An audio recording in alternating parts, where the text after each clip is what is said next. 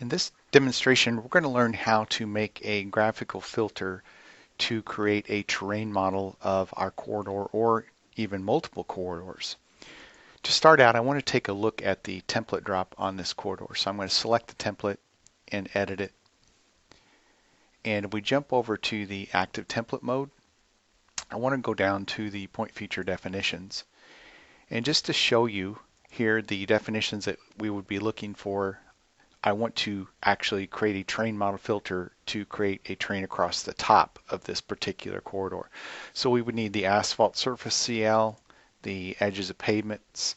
We would also need the edges of shoulders, the ground proposed, and then lastly we're going to, for a boundary element, use the limits of construction. And you'll see I have a limits of construction feature override set for the tie down of the ditch back slope as well as a fill slope tie down. And so we have a continuous boundary break line at that location. So let's get started making a graphical filter. Let's go down to our task, and in our terrain model we're going to go to our graphical filter manager. And I've got a new filter here called proposed finish grade that I started, and I'm just going to go ahead and delete that. We'll start from scratch. So we're going to create a new filter, and we can do this in DGN libs, or in this case example I'm just going to do it in the DGN file, but we're going to make a new filter, and I'm just going to call this proposed break lines, and we'll put FG in there for finish grade. Proposed finish grade break lines. And what we're going to do here is edit this then. And on the editing of the filter, I just want to come down to my civil features, and I'm going to pick the features that I want to add that are in this corridor. And you'll see the ones that exist are not ghosted out, and so the first one I want is the center line point. So I'm going to come over and grab the excess asphalt surface center line, which is here. So we'll add that one. The excess asphalt surface edge of pavement, which is here. Excess concrete outside edge of shoulder is here. Excess ground proposed is here. Now I don't want to get the limits of construction yet, and I'll explain that in just a minute. So we'll say finish, and that's going to create a filter for those. And then we want to make another filter, and I'm going to call this one LOC for limits of construction. And for these, we're going to set these two boundaries, and then we'll edit that filter, and I'm going to go pick the civil feature, and there's just going to be one on this, excess LOC. So we'll add that and say finish.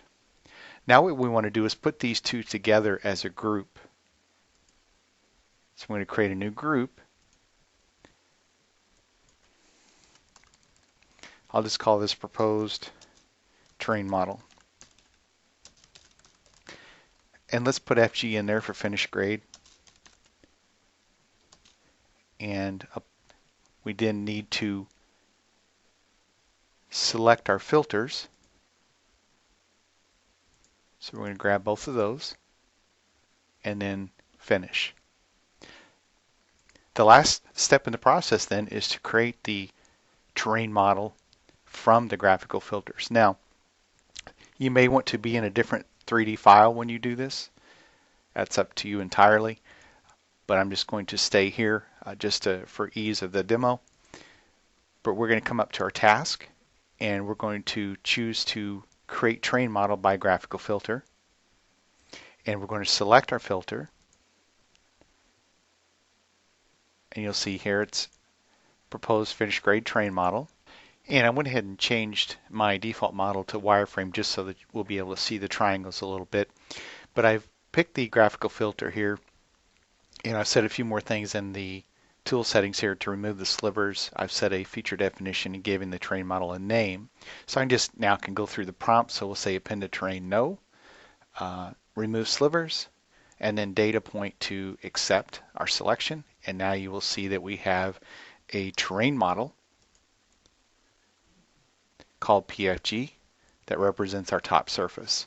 And the nice thing about this particular approach is we can select any set of features we want to along our template and create a terrain model along that boundary. For example, if I wanted to pick these points across the bottom representing the top of dirt, I can do that. I just add those particular features to a terrain model filter and then make a terrain model based on that filter.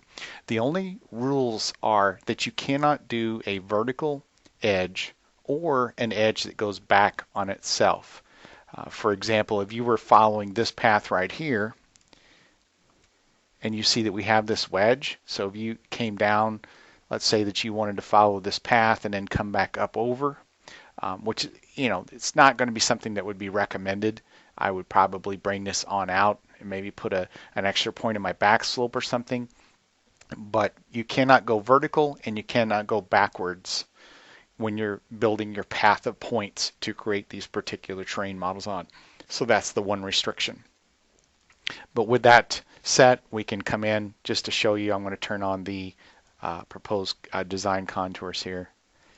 And so you can see now we've got our contours laid over very nicely on our pavement. It's kind of hard to see the ditch contours, but they are showing up that yellow dashed line that represents a major contour there. So that's how we make a terrain model filter and then use that to actually create a terrain model.